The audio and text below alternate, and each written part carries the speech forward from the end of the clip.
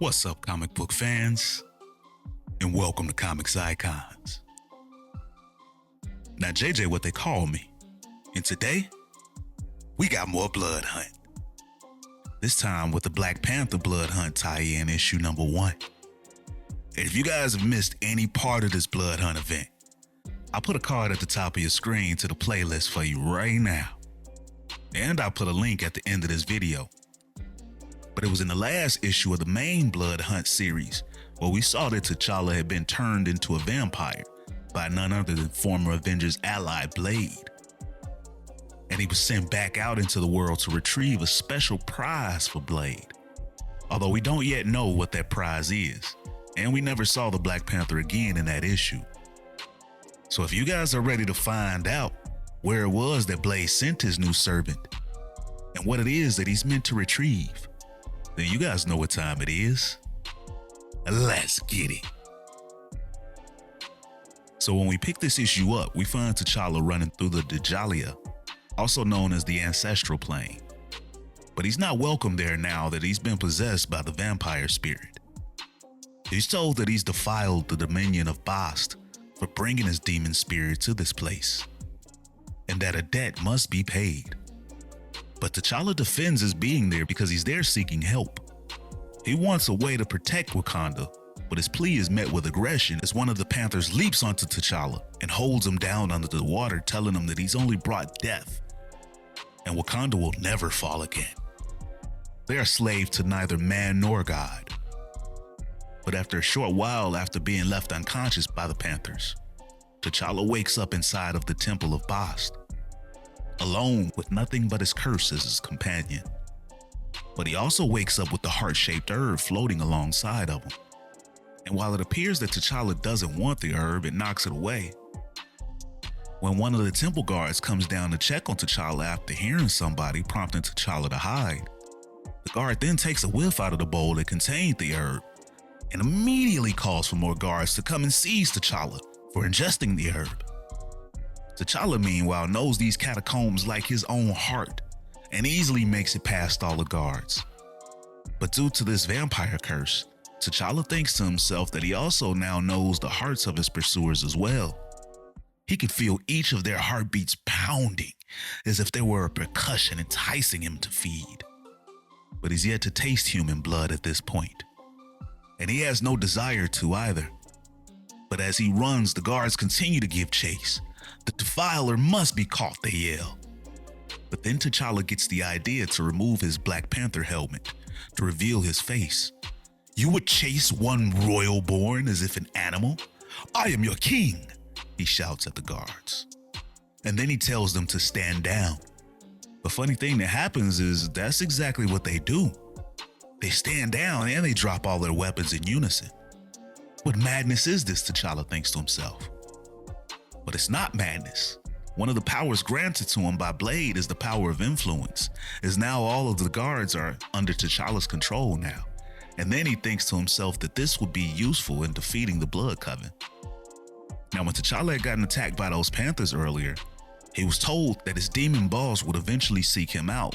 And when he leaves the temple and makes his way to Burning Zana, aka the Golden City, he's indeed visited by Blade in sort of a spirit form, kind of like a Jedi Force ghost. And just as T'Challa was noticing that the heart-shaped herb had returned some semblance of what he was, then Blade gives T'Challa his orders to locate the temple ruins and have the Impossible City transport those ruins directly to Blade. But T'Challa is better equipped to resist now, much to the dismay of Blade. "Do you really think you can save your people?" Blade asks him. This stubbornness only prolongs Wakanda's suffering. But T'Challa proclaims that it was a mistake for Blade in turning him, just as he flees off for his own mission. But the sun death has caused creatures of the night to grow bold as T'Challa comes across a creature called the Adzi, who has made a feast out of the people of Wakanda. And initially this creature sees the Black Panther as a brother. I guess creatures of the night can sense each other. But when T'Challa doesn't cooperate when the Adzi tells him to find his own feast, it's forced to defend its great hall of a meal. But T'Challa is successful in fighting off the Adzi, who flees. But T'Challa knows that it'll just heal and return later. And that's just one of the many monsters that this endless night has brought. But now as T'Challa stands here in the sea of Wakandan blood, the lust for blood begins to get harder for him to resist. And just as he goes to finally take his first drink of human blood, he's stopped by none other than his sister Shuri. And T'Challa thinks to himself that the sound of his sister's voice is enough to return him back to humanity. Although he feels like the knife at his neck is a bit much. But he knows Shuri is always prepared to be over-prepared. But what he wasn't expecting was Shuri taking that knife and cutting her own hand and offering it to her brother to feed, which he does. Shuri's a real one, y'all. And now the first human blood that T'Challa tastes comes from his own sister. And as he drinks, it's so good to him that he's not even sure that he could break away.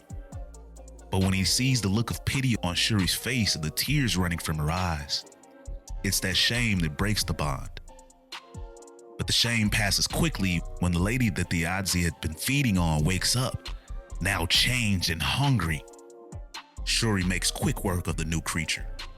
And now that I think about it, she probably saves T'Challa by giving him her blood instead of letting him drink from this lady, because who knows, he might have got Adzi mixed blood.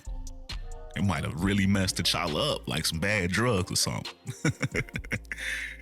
But when Shuri turns back with an idea for a solution to their immediate problem, T'Challa is already gone. Right now the city is in chaos and monsters roam free to hunt. So he's got work to do. And he fights his way through all of the chaos in the city. He fights so much that he eventually ends up passing out from his hunger and unwillingness to feed. And that's when Blade's spirit comes to him once more to taunt T'Challa.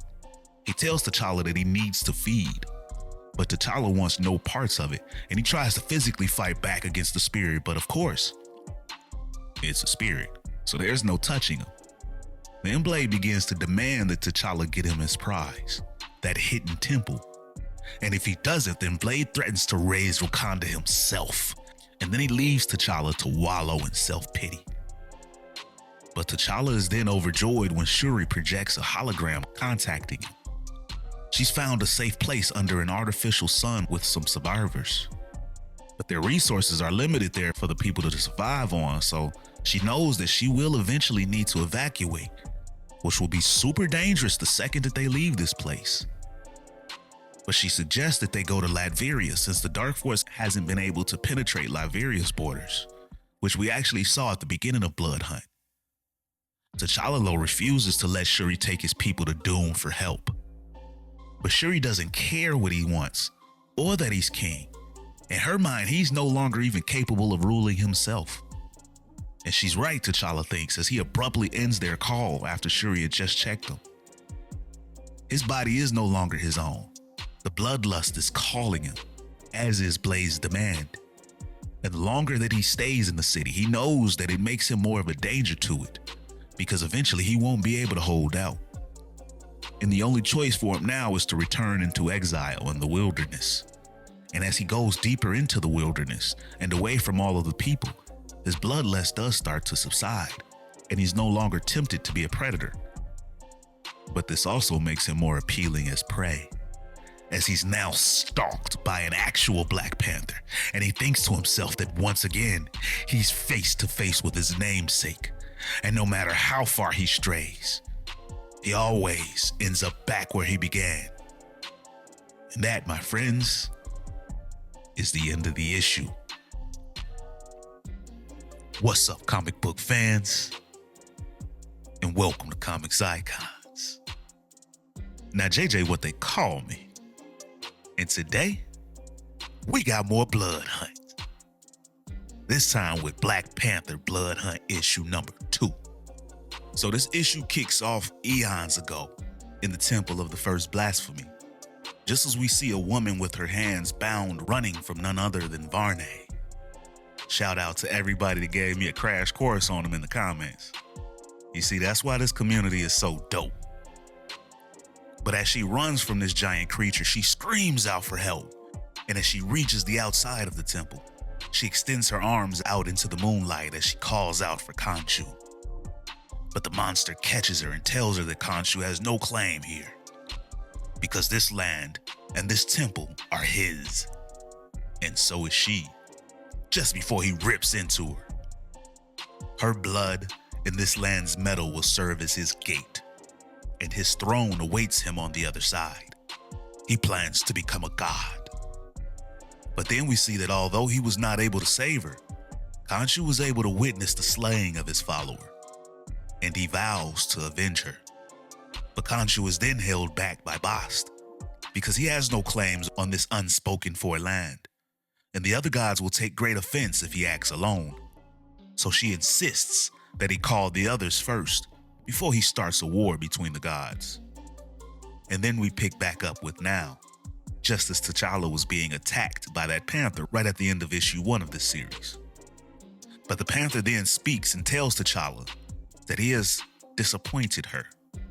This is Bast speaking through the Panther, as she then reveals herself to T'Challa and tells him to follow her. And as they walk through the nature preserve, she explains to T'Challa that these waters that they're crossing was once a barren land. But the goddess Anuket flooded this region as a gift to Wakanda, as consolation for having left this realm unprotected. And both the pantheons from East and West Africa vowed to never let it happen again. And yet here stands T'Challa, the last of the first, poisoned by the venom of Varney, all due to their lack of diligence. And T'Challa wonders why she calls him the last of the first, because Blade called him this as well. But it's because that's what he is, she tells him. T'Challa's bloodline were the first people of this land. Yet the gods didn't think that the people would be so inquisitive as to inspect the darkest wilderness, and that quest for knowledge was initially their downfall, but eventually became their greatest triumph. But she then tells T'Challa the story that we had started this issue with from eons ago, and that it was Khonshu who had discovered that the first people had been enslaved by Varney, who had stolen vibranium from the fires of Ptah. Peta? I'm not really sure. The guy whose head looks like a Nike logo. The god of swishes.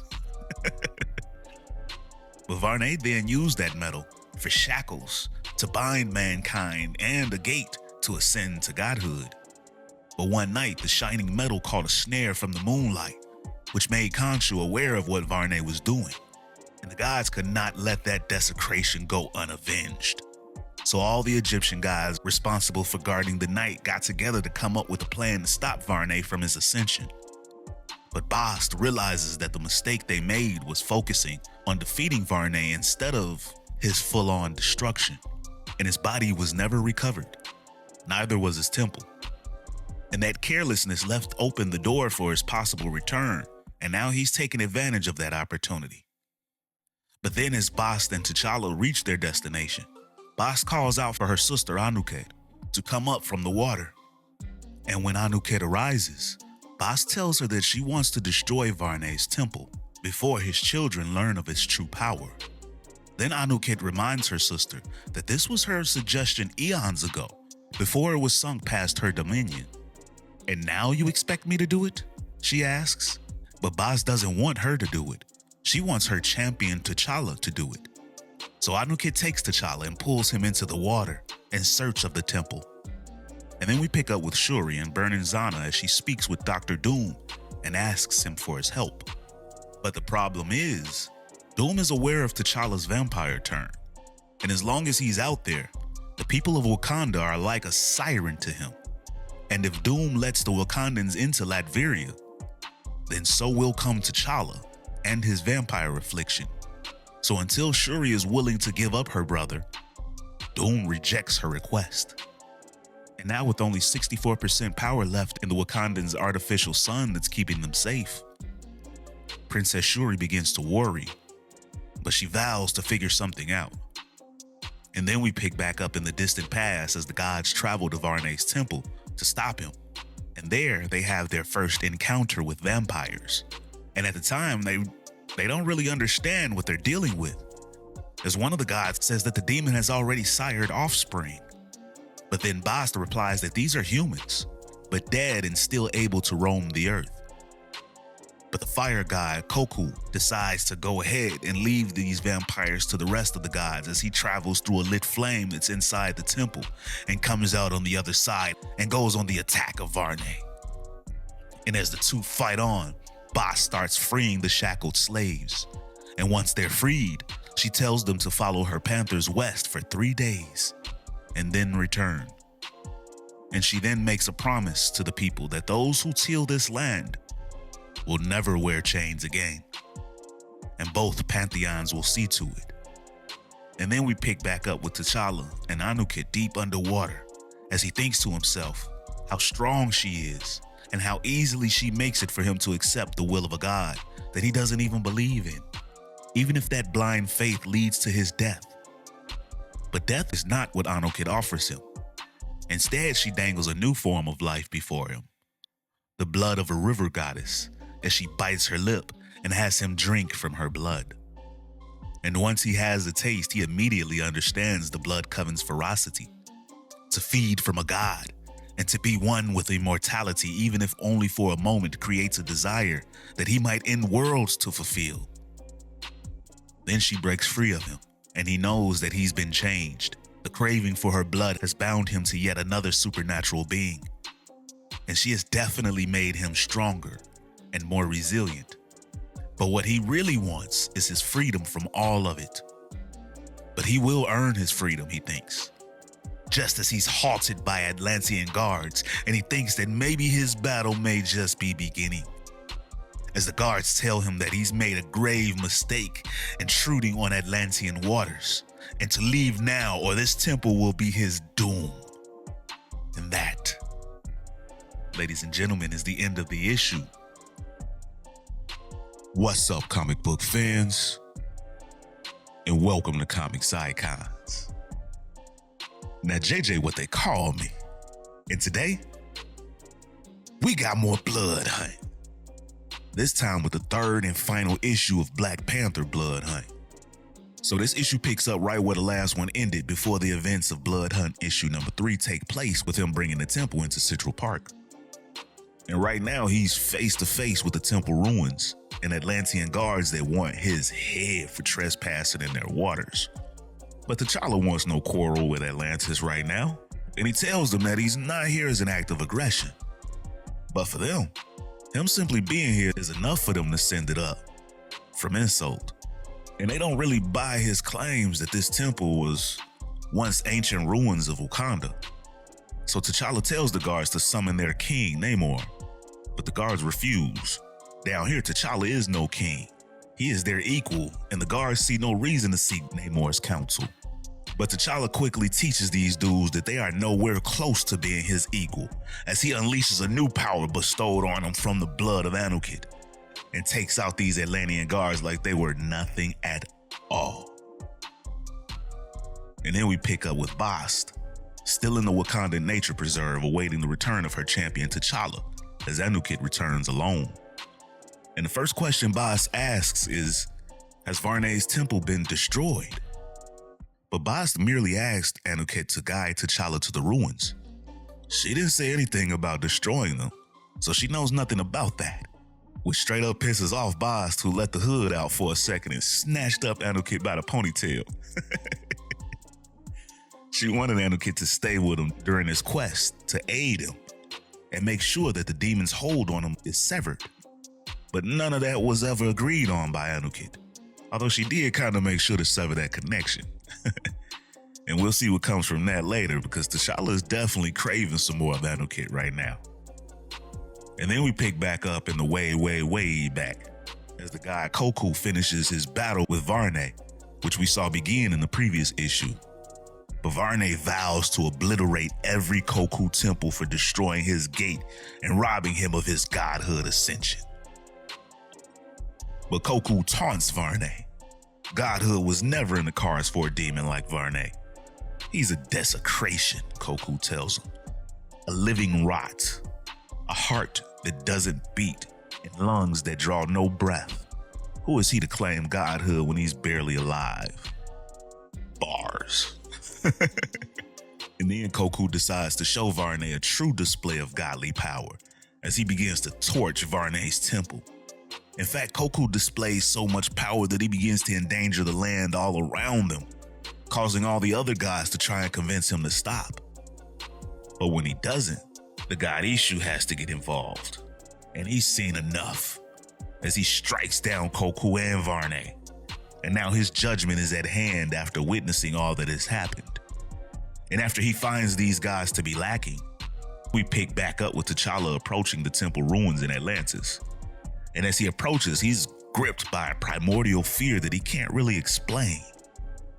But then he's met with a bunch of warped Atlantean and Wakandan-looking people, now turned creatures, chained just inside the entrance of the temple. And they try to attack T'Challa, mistaking him for a sacrifice for them to feast on. So T'Challa uses his newfound strength to put these creatures out of their misery and tears them all apart. T'Challa is savage now. That was brutal. But in the way back, we see that Eshu's judgment is for both Koku and Bast to be bound to Wakanda to serve as warning, which is a ruling that Bast is definitely not a fan of. But Khonshu, however, is rewarded for his willingness to rush in service of mankind, so he's free to move around. But as Eshu leaves, he gives both the Pantheons the task of deciding the fate of the land as one. Meanwhile, Bast beats down on Koku a little bit for getting them into trouble. But before they can decide on what to do with the land, they need Anuket and water. And then we pick back up with T'Challa at the temple ruins as he comes across an ancient language carved into the walls that he does not recognize. But he also does not feel like the markings were made by man, nor for man, as he runs his hand across the symbols, which prick his finger and is activated by his blood, followed by a voice that tells T'Challa that he has found them and asks if he would like to come and join them on the other side. But no, he does not. He quickly responds, as then dark force begins to protrude from the walls of the temple. So T'Challa quickly tries to swim away, while calling for the impossible city to triangulate his coordinates and teleport everything within the structure, with the exception of he himself, to Central Park. And while T'Challa hurries his ass up out of that temple, he thinks to himself that he's finally got his answer of who he still follows, seeing as though he just did the bidding of Blade and sent him his prized city. And as the temple teleports from Atlantis to Central Park, T'Challa also thinks that the city just sold his last act of defiance within that temple. And his hope is that Blade's prize ultimately destroys him, just like T'Challa feels that it has destroyed himself. But eventually he re-emerges from the water still alive, and he's met with Bast and Anuket, as Bast thanks her sister for helping her champion. And even though the temple still remains, at least her champion can still continue to fight another day.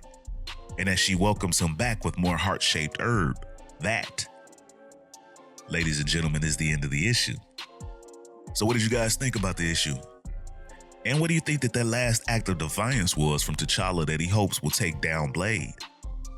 I'm thinking that it was his blood. That maybe since he drank from the blood of Anuket, maybe that will corrupt the temple. But I can't wait to hear what you guys think will happen going forward. I love to hear all you guys' different theories, so keep them coming down in the comments.